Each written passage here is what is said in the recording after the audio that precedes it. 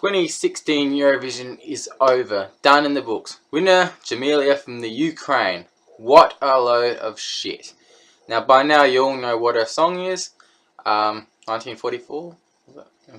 And you probably know what it's about, so we won't go into that, because I could make a whole 15-minute video just on that.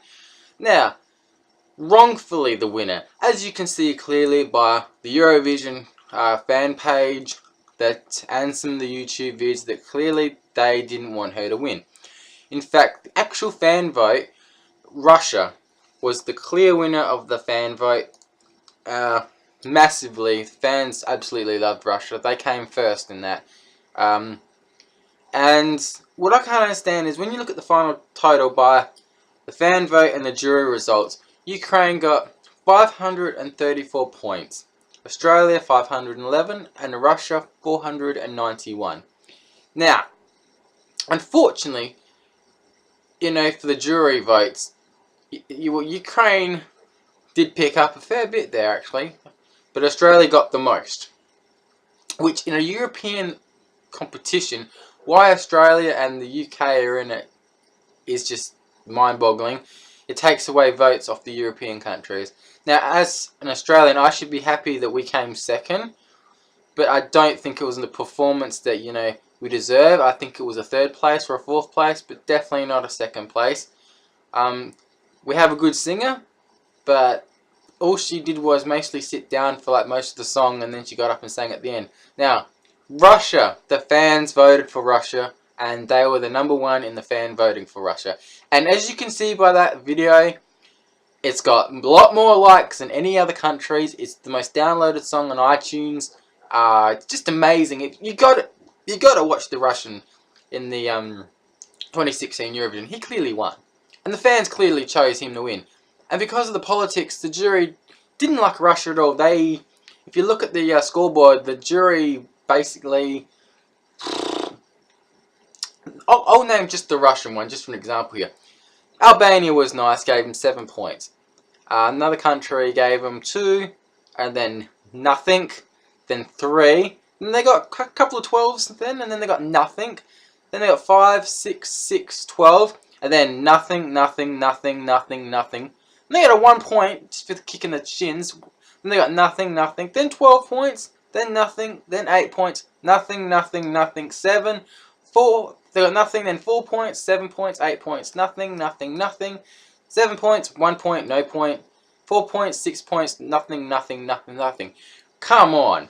So you're telling me that you couldn't give Russia in any of the points in the ones that got nothing. But you give Australia, out of 42 countries, Australia got 39 juries gave some points to Australia out of the 42. That's a bit of favoritism, don't you think? Ukraine didn't get very many either. But they got some big 12s here and there. But the clear outright winner should have been Russia.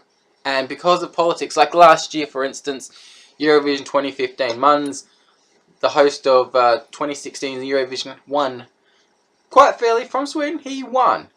He clearly won. And he did a good performance. And runner-up was Russia again. And a lot of people are saying that it's not fair because, unfortunately, when it comes to the jury members, Russia's not very liked. And as you can see by the scoreboard, they're not liked. And they get screwed over. Poland, unbelievable. They came 8th.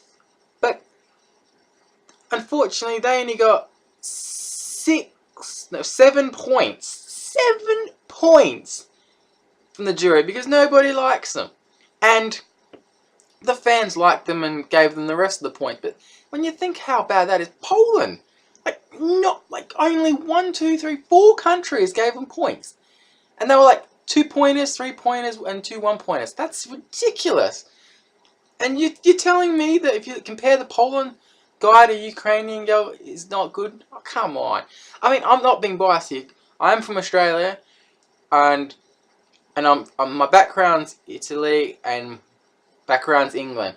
And #1, Great Britain, not deserve to be in it. I'll clear that up. It's neither Australia.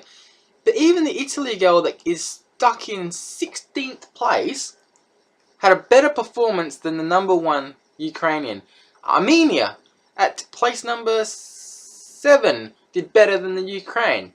And some of the other countries that just didn't even get a look in, like, let's compare Austria, place 13th, alright, and looking at the results here, the jury didn't like them either. I mean, and you look at the ones down below, like, you know, the Czech Republic, actually, considering they come second to last, they actually got a couple of jury votes there. But I honestly think that if you're going to make Eurovision better, you need to get rid of this jury vote, because at the end of the day, if a country doesn't like you, then it's not right. And going by the televoting, the fans voted that Russia got here the 361 points. That still wasn't enough. They still end up losing by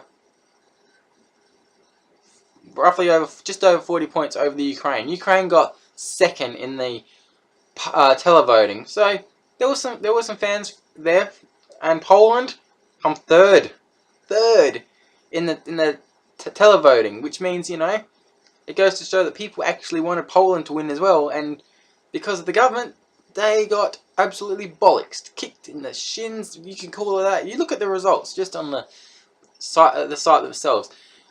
I'm looking at Poland, yeah, 7 votes in the jury, they got 7 points. That's ridiculous considering how good they were. And then there's countries like Bulgaria, Sweden, Armenia, Austria and France that did alright. And then let's not forget the semi-finals.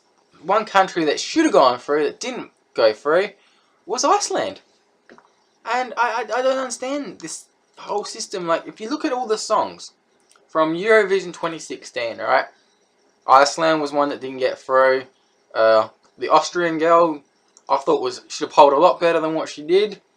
Russia should have won, and I'm not going to stress this enough. If you go do your research yourself, look on YouTube. Clearly, the Russian guy won, hands down. And number 1, the Ukrainian girl, I don't even know how she's even managed to handle this, because nobody liked her. Results clearly show no one liked her. The jury, you know, is what wins and loses Eurovision every year. So that's all I want to say. It's not based on performances, it's just based on what country you're at. And I don't think Australia and Great Britain or any other country that's not European should be in it next year.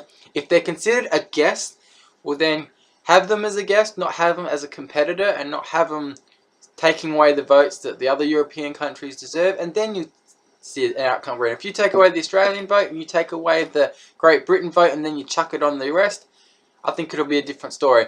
Now Russia, 2 years in a row, I've got amazing performances. I suggest you go look up 2015 A Million Voices by Russia, and you look at the 2016 Russian guy, because clearly they're your winners there. But an argument well done to Munz last year.